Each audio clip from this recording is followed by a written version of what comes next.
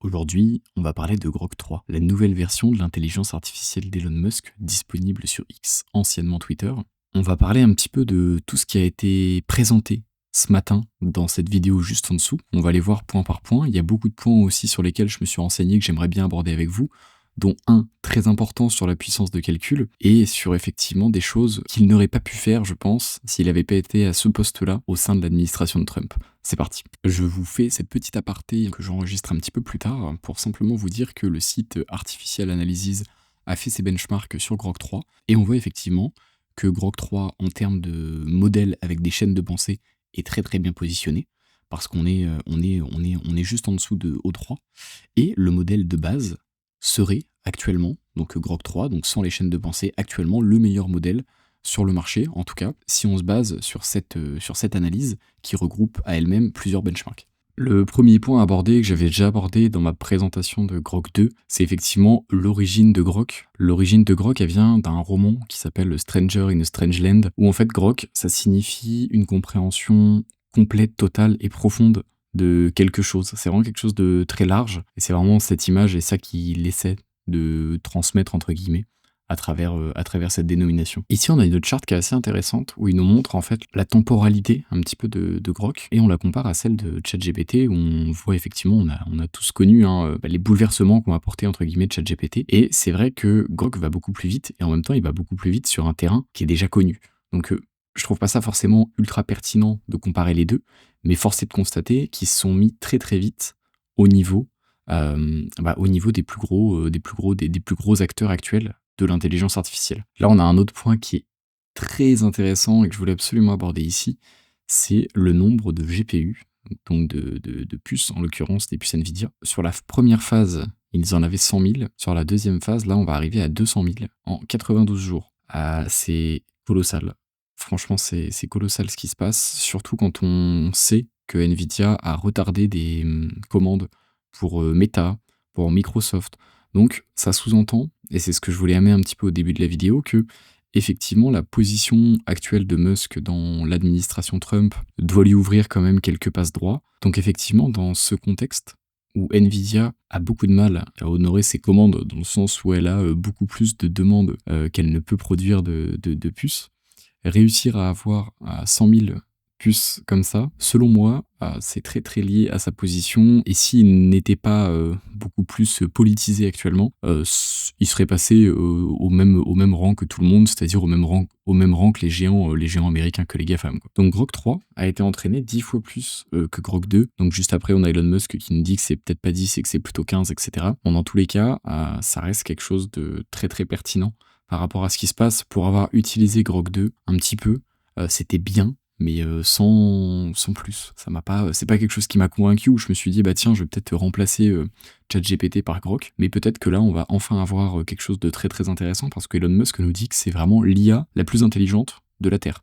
Et au vu de la puissance de calcul qu'ils ont et de ce qu'ils ont pu faire, ça peut être le cas, mais j'ai hâte de découvrir la suite. Donc là, on a un benchmark. Un benchmark qui est assez intéressant parce qu'on voit effectivement qu'il n'y a pas juste Grok 3, on a Grok 3 et Grok 3 mini. Donc ça sous-entend effectivement qu'on a deux modèles.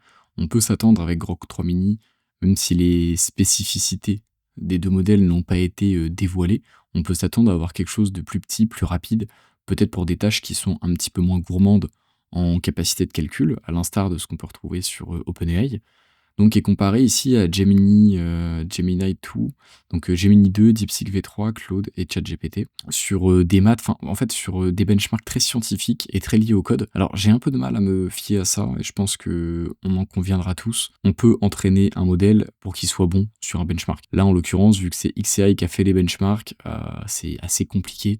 Et je pense que le plus pertinent, ce sera de voir ça en temps réel. Là, par contre, on a vraiment quelque chose d'extrêmement intéressant. Alors, Chatbot Aria, pour faire simple, c'est une plateforme.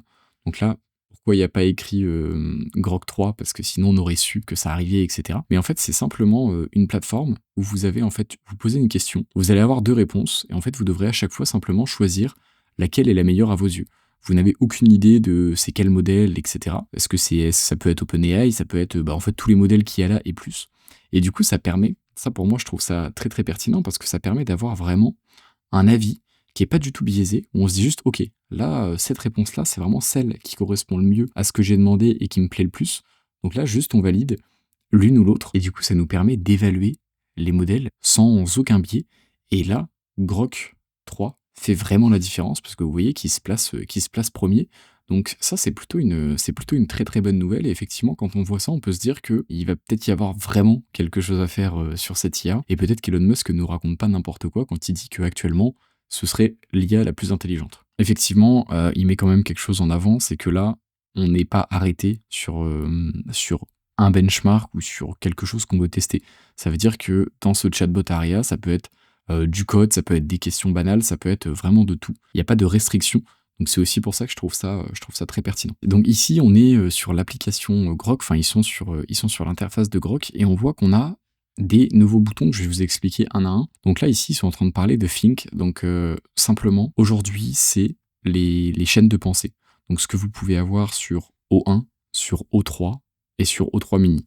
Par exemple, hein, notamment, ou DeepSeek R1. C'est vraiment ça, le fait que vous allez avoir en fait tout le processus de raisonnement où il va pouvoir effectivement se remettre en question grâce à ce processus. Donc là maintenant on voit l'autre bouton qui est Big Brain. Alors Big Brain, c'est vraiment pour dire au modèle, ok, là tu vas utiliser des grosses capacités de calcul pour aller vraiment très très loin dans ton raisonnement et dans ce que je vais te demander. On a quelque chose de similaire chez OpenAI par exemple. Donc ça pour le coup j'ai jamais testé chez les concurrents, donc je saurais pas trop vous dire, ce sera à tester en direct et je le ferai bien sûr ici. Mais voilà, dans l'idée c'est de se dire que ok, là j'ai ce résultat là avec le modèle de base, si je veux qu'il aille beaucoup plus loin, beaucoup plus profondément, qu'il aille chercher beaucoup plus de détails et qu'il réfléchisse et qu'il remette beaucoup en question sa réflexion, on va lui dire effectivement de faire ça. Et là, vous voyez qu'il lui demande, de faire un petit Tetris. On va voir si ça fonctionne. Ok, donc là, on compare. Là, encore une fois, c'est un benchmark. Je vais pas forcément y prêter attention. Il a l'air meilleur en tout cas que du O3 mini, du O1 et du DeepSeek R1. Donc là, encore une fois, on est effectivement, vous voyez juste en haut qu'on est sur du Grok 3 Reasoning. Donc là, on est que sur les modèles donc COT, donc les modèles avec des chaînes de pensée. Et sur ces modèles-là, il se classerait dans les premiers. Et ça va vraiment être, on va devoir vraiment le juger en direct pour voir ce que ça donne. Pendant qu'il nous expliquait un petit peu ce qui se passait au niveau des benchmarks sur les modèles avec des capacités de raisonnement. Et du coup, la première demande donc, a été faite juste en disant think, donc en activant entre guillemets les chaînes de pensée, a été faite. Et on voit qu'on a quelque chose de cohérent, en tout cas qui correspond à la demande initiale. Donc là, on a le Tetris. Alors vous voyez que ça a l'air de fonctionner. Bon, évidemment, il y a des choses à optimiser, on est sur un premier jet, mais je vais vous montrer un petit peu le code, parce que le code est quand même assez conséquent, et d'avoir des codes qui sont assez conséquents, qui fonctionnent du premier coup pour avoir quand même déjà testé de faire quelque chose, etc. C'est pas non plus facile. Ça, pareil, ce sera à tester, mais il a l'air quand même de vachement bien se débrouiller au niveau du code. Ok, là on arrive sur quelque chose que je trouve super et que j'ai pas encore utilisé, en tout cas du côté de ChatGPT. Mais il y a déjà des versions un petit peu similaires sur Gemini, sur Perplexity. Et là, on est sur Deep Search, donc qui ressemble quand même beaucoup au Deep Research de ChatGPT, en tout cas de OpenAI. Et là, du coup, l'idée, c'est vraiment de se dire, ok, on a une question, on a une problématique, etc. Et on veut vraiment qu'il ponce tout Internet pour nous faire un petit résumé, etc. Là, c'est vraiment ce qu'il va faire. Et ça, c'est vraiment quelque chose pour lequel je serais apte à payer un abonnement un petit peu plus important si ça donne des résultats cohérents. Bon, là, en l'occurrence, je vous spoil un petit peu. Ils vont lui demander quelque chose sur le prochain lancement de SpaceX. Ils vont se tromper. J'ai vu pas mal d'articles sur ça. Je trouve ça un petit peu dommage de faire un article sur la sortie de Grok juste en mettant ça en avant. Mais bon, après, je comprends qu'on puisse se poser des questions sur la fiabilité des informations quant à la présentation, à la propre présentation du produit, le produit se trompe. Mais bon, ça c'est quand même quelque chose qu'il faut prendre avec des pincettes, je pense. Et le problème, c'est que s'il y a des sources qui sont pas fiables sur Internet, vous allez globalement, alors pas tout le temps, mais vous allez en retrouver une partie, dans tous les cas, dans vos résultats.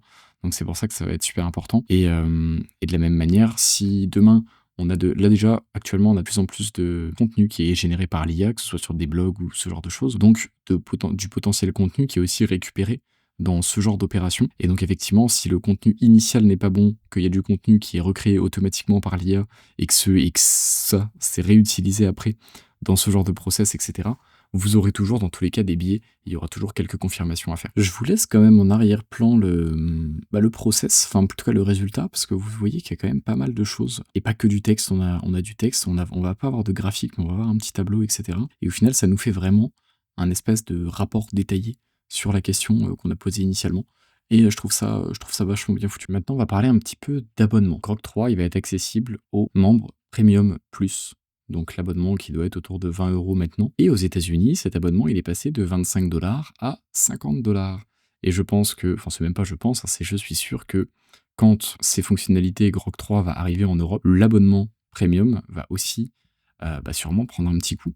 Donc, si c'est quelque chose que vous utilisez, c'est une pensée que je vous partage, hein. Je pense que ce serait peut-être intéressant de prendre un abonnement annuel maintenant, comme ça vous l'aurez «moins cher» entre guillemets pour 1 an. C'est quelque chose qui me paraîtrait assez cohérent. Du coup, on a effectivement accès directement avec à Grok 3 avec Premium, et on a aussi Super Grok, donc qui est quelque chose qu'on ajoute encore, qui est un abonnement à 30 $ par mois, qui nous permet, alors j'ai lu pas mal de choses où ils disaient qu'on pouvait générer des images à l'infini. C'est pas le cas, c'est juste la limite qui est augmentée. On a vraiment, vous allez avoir accès aux dernières features de Grok, et cetera. Donc là, c'est vraiment OK. Il y a l'abonnement qui est pour Twitter et les gros utilisateurs de Twitter qui utilisent Grok, et ça, c'est vraiment pour les utilisateurs de Grok qui l'utilisent vraiment pas mal. Ça leur permet d'y avoir accès, d'avoir accès aux nouvelles features, d'avoir des limites augmentées, et cetera. Maintenant, au vu de ce qu'on a eu avec Sam Altman quand il a sorti ChatGPT Pro, où il expliquait une semaine après qu'il était perdant, entre guillemets, qu'il perdait de l'argent sur cet abonnement, ça m'étonne pas vraiment là de voir quelque chose au global, si on prend Premium plus Super Grok, à 80 $ par mois pour des fonctionnalités qui, sur le papier, s'en rapprochent, ou même Grok serait meilleur, donc ça on verra un petit peu plus tard. Mais du coup, je serais pas étonné d'avoir au global des prix pour les IA qui vont devenir de plus en plus chers. Parce que on peut pas tout avoir, hein, dans tous les cas. Là, on se met à la place de X, il va falloir rentabiliser aussi les 100 000 puces qu'on a achetées. Enfin, il y a quand même beaucoup de choses qui vont rentrer en compte, et ça va devenir de plus en plus cher de créer et de faire évoluer des modèles. Donc je pense effectivement qu'on va passer sur des abonnements en moyenne, je sais pas, peut-être 2 fois plus élevés que ce qu'on peut avoir maintenant, si on veut avoir accès effectivement à toutes ces fonctionnalités. Bon, ça après, ce sera sûrement pas tout de suite, parce que beaucoup de personnes sont très contentes avec du ChatGPT classique sans avoir forcément accès au deep research ou autre. Mais bon, on va voir un petit peu ce que ça donne à l'avenir. J'ai fait le tour de ce que je voulais aborder aujourd'hui, des nouveautés. Alors, la présentation en tant que telle, je la trouve pas impressionnante, qu'on dise les choses, mais il faudra voir dans les faits, et voir de toute façon ce que les personnes vont en faire, parce que c'est à ce moment-là qu'on va se rendre compte du vrai potentiel de cette IA. Et d'ailleurs, je vais moi-même la tester dans ma série où j'investis de l'argent tous les mois en bourse avec l'IA, pour voir un petit peu si ces conseils pourraient être pertinents, parce que sur le dernier mois, j'ai fait plus 10%, donc j'ai largement battu le Nasdaq. Donc je vais continuer un petit peu dans cette lancée et me permettre de tester quelques modèles en parallèle. Du coup, on se retrouve la semaine prochaine pour une nouvelle vidéo. Je vous remercie d'avoir regardé et je vous dis à la semaine prochaine. Ciao.